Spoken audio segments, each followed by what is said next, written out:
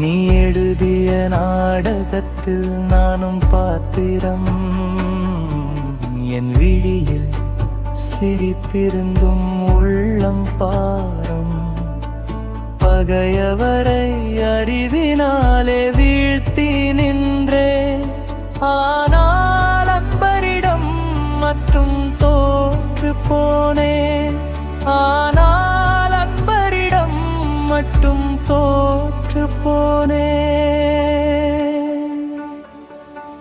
நடத்துகிறாய் யாரோ ஒருவர், நடனமாடாதோர் யார் கண்ணா? ஆசையனும் ஊஞ்சலிலே